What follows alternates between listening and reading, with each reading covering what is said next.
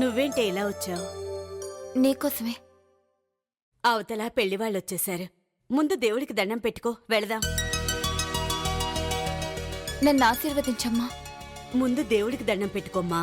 నేను దండం పెడుతుంది కూడా దేవుడికి. ఆశీర్వదించమ్మా.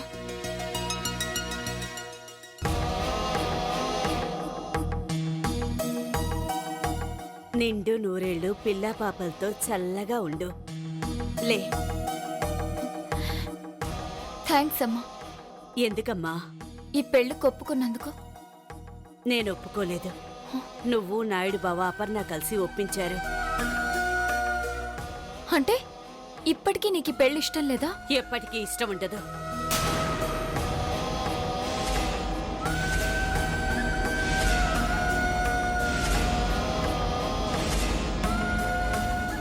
ఎందుకంటే ఆ గోకుల్ వాళ్ళ ఫ్యామిలీ అంటే నాకు నచ్చదు కాబట్టి.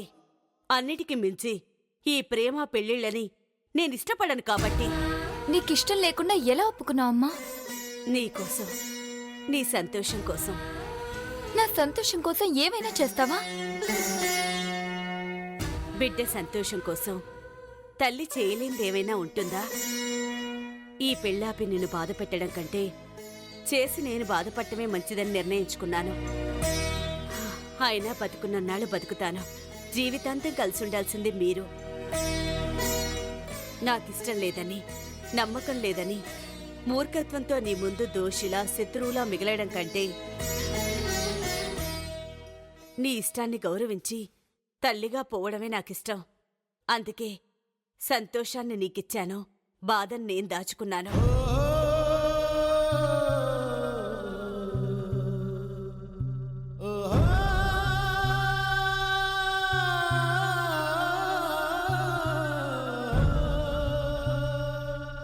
అమ్మ ప్రేమకు మించిన శక్తి ఆ బ్రహ్మకు కూడా లేదంటే ఏమో అనుకున్నాను.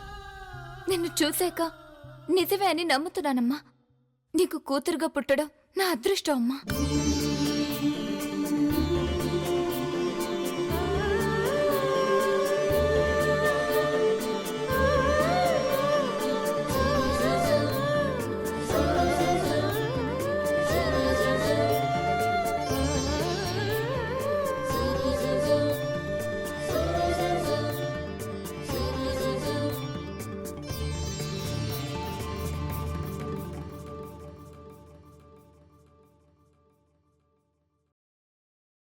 మీరు గ్రేట్ అత్తయ్య.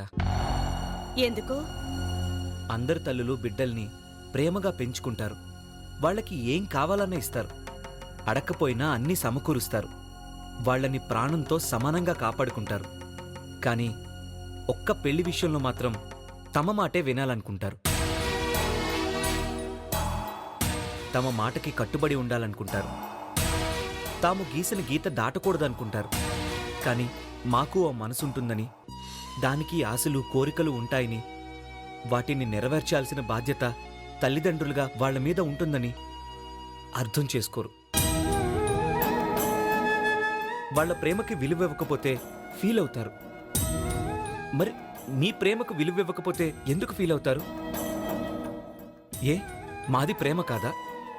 ప్రేమించిన వాళ్ళకి దూరమైతే మేము బాధపడమా? ఇవన్నీ నాకెందుకు చెప్తున్నావు?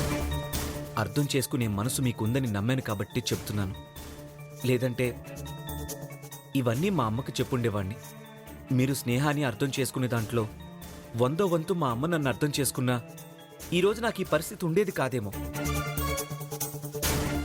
ఏదేమైనా స్నేహ ప్రేమని అర్థం చేసుకుని మీకిష్టం లేకపోయినా ఆమె ఇష్టాన్ని గౌరవించి పెళ్లి చేస్తున్నందుకు మీకు చేతులెత్తి నమస్కరిస్తున్నాను. నాకెందుకు? ఆ దేవుడికి పెట్టు. ఒక్క నిమిషం అత్తయ్య. తల్లిగా స్నేహ ప్రేమని అంగీకరించారు. అలాగే మా ప్రేమని కూడా అంగీకరిస్తే